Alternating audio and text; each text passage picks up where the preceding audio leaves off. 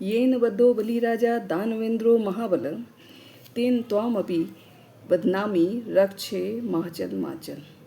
अर्थात जिस रक्षा सूत्र से अत्यंत शक्तिशाली दानवों के राजा बलि को बांधा गया था, उसी रक्षा सूत्र से मैं तुम्हें बांधती हूँ। हे रक्षा सूत्र, हे राखी, तुम अपने कर्तव्यों से कभी विचलित मत होना। आप अक्सर ये जो संस्कृत का उच्चारण है, ये संस्कृत की पंक्तियाँ पंडितों के मुँह से सुनते होंगे जब कभी भी आप रक्षा सूत्र कलाई में बंधाते होंगे। आज की कहानी जो है वो माता लक्ष्मी की है। आज की कहानी जो है वो असुर सम्राट राजा बलि की है। आज की कहानी श्री हरि विष्णु की है। आज की कहानी अदिति की है। आज की कहानी में बात शुरू होती है त्रेता युग की। त्रेता युग में जो प्रहलाद के पोते थे राजा बलि, वे अत्यंत शक्तिशाली थे, दानवीर थे, धर्मप्रिय थे, न्यायप्रिय थे और पराक्रमी थे।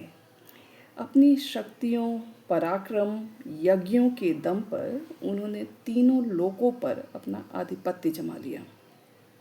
स्वर्ग की सारी व्यवस्था डगमगा उठी और जो देवी अदिति हैं, ये स्वर्ग की देवी थी, महारानी थी। इन्होंने श्री हरि विष्णु की घंघोर तपस्या की।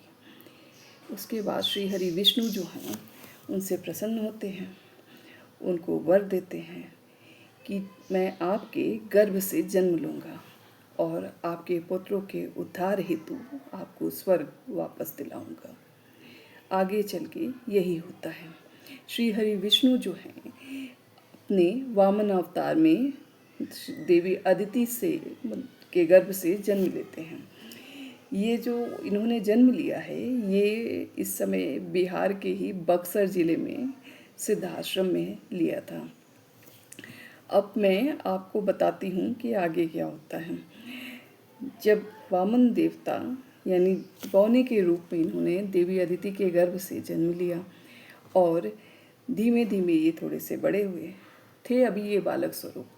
लेकिन उस समय जो राजा बलि हुआ करते थे, इनको अपने दान, अपने शक्तियों का अहंकार हो उठा था और ये अपनी शक्तियों के आगे कि इनके जैसा दानवीर कोई नहीं है, इनके जैसा शक्तिशाली कोई नहीं है, किसी को कुछ नहीं समझते थे। तो ये जब सुने तो ये वामन देवता हैं, ये उज्जैन गए जहाँ पे राजा बलि अश्वमेध यज्ञ करा रहे थे। वहाँ पे जब वामन देवता को यानी उस बालक को शुक्राचार्य ने देखा तो उन्होंने राजा बलि को आगाह कराया कि भाई आप सतर्क हो जाइए, ये कोई साधारण बच्चा नहीं लग रहा है। लेकिन कुछ होता नहीं है। राजा बलि जो हैं इन्होंने वामन देवता का सत्कार किया और सत्कार करने के बाद उनसे कहा कि आपको जो चाहिए आप मांगिए, मैं आपको देता हूँ। तो वामन देवता ने कहा कि मुझे बस 3 पग भूमि चाहिए। इस पे शुक्राचार्य ने उनको, राजा बलि को पुनः सतर्क किया कि आप इनके झांसे में मत आइए, ये कोई साधारण बालक नहीं नज़र आ रहे हैं। तो उस पे राजा बलि ने कहा कि अगर ये भगवान नारायण भी हैं तो वो, मैं उनको वचन देता हूँ कि मैं उनका दान में चीज़ें दूंगा। और फिर उन्होंने वचन दिया कि ठीक है, आप 3 पग भूमि में जहाँ जहाँ जो जो कदम रखेंगे वो 3 पग भूमि आपकी होती है। ऐसे में जब पहला पग वामन देवता ने बढ़ाया तो उसके पहले अपना विराट स्वरूप धारण किया और विराट स्वरूप धारण करने के बाद उन्होंने पहले पग पे भूलोक अर्थात पृथ्वी और दूसरे पग में आकाश और अंतरिक्ष को नाप दिया। कहीं पे भी जगह शेष नहीं बची थी तीसरा पग रखने के लिए। तो ऐसे में वामन देवता ने राजा बलि से कहा कि अब आपको असत्य बोलने का पाप चढ़ने वाला है, क्योंकि आपके पास देने के लिए और मेरे पास तीसरा कदम रखने के लिए कुछ भी नहीं जगह शेष बची है। तो ऐसे में राजा बलि अपना शीश प्रस्तुत कर दिए वामन देवता के चरणों में, और उन्होंने कहा कि मेरे पास देने के लिए अब मेरा शीश शेष बचा है, अब आप इसको स्वीकार कीजिए। ऐसे में वामन देवता प्रसन्न हुए। श्री हरि विष्णु अपने मूल स्वरूप में आए और उन्होंने सारी चीज़ों को फिर से सेटल किया। जो राजा बलि हैं, इन्होंने देवताओं को उनका स्वर्ग वापस कर दिया। लेकिन जो श्री हरि विष्णु हैं, वो प्रसन्न हो चुके थे राजा बलि के इस भक्ति भय और इतने अच्छे समर्पण की भावना से। तो राजा बलि को उन्होंने कहा कि कुछ वरदान मांगना है तो मांग लो। तो राजा बलि जो हैं, इन्होंने कहा कि मैं आपका अनन्य भक्त हूँ और आपको मैं हमेशा अपनी आँखों के सामने देखना चाहता हूँ, तो आप मुझे यही आशीर्वाद दीजिए कि मैं आपको हमेशा अपनी आँखों के सामने देखता रहूं। श्री हरि विष्णु ने तथास्तु कह दिया।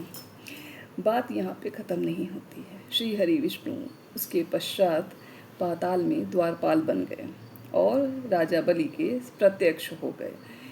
ये सब कुछ चलता रहा। बैकुंठ में विराजमान माता लक्ष्मी व्यथित हो गईं। श्री हरि विष्णु की अनुपस्थिति उनको बेचैन किए जा रही थी, तो उनके दुख का निवारण करने के लिए देव ऋषि नारद जी ने उनको उपाय बताया। उनको कहा कि आप रक्षा सूत्र जाके राजा बलि को बांधिए और बदले में भेंट स्वरूप उनसे जो चाहिए मांग लीजिए। माता लक्ष्मी पाताल जाती हैं और उन्होंने राजा बलि को के सामने एक गरीब औरत के रूप में जाती हैं और उसको रक्षा सूत्र बांध देती हैं। ये सारा चीज़ होता है और फिर राजा बलि जो हैं, उनको कहते हैं कि आप बदले में जो भी आपने मुझे रक्षा सूत्र बांधा है, तो बदले में आपको जो उपहार चाहिए आप ले लीजिए। तो माता लक्ष्मी अपने मूल स्वरूप में आती हैं और बदले में श्री हरि विष्णु को वापस मांग लेती हैं। चूँकि राजा बलि ने उनको वचन दे दिया था, तो वापस वो श्री हरि विष्णु को लौटा देते हैं। ये सारी चीज़ें घटनाक्रम हो जाती है। ये जो 4 मास चतुर्मास में श्री हरि विष्णु जो हैं, ये पाताल में इनका पाताल गमन होता है। ये 4 महीने पाताल में निवास करते हैं।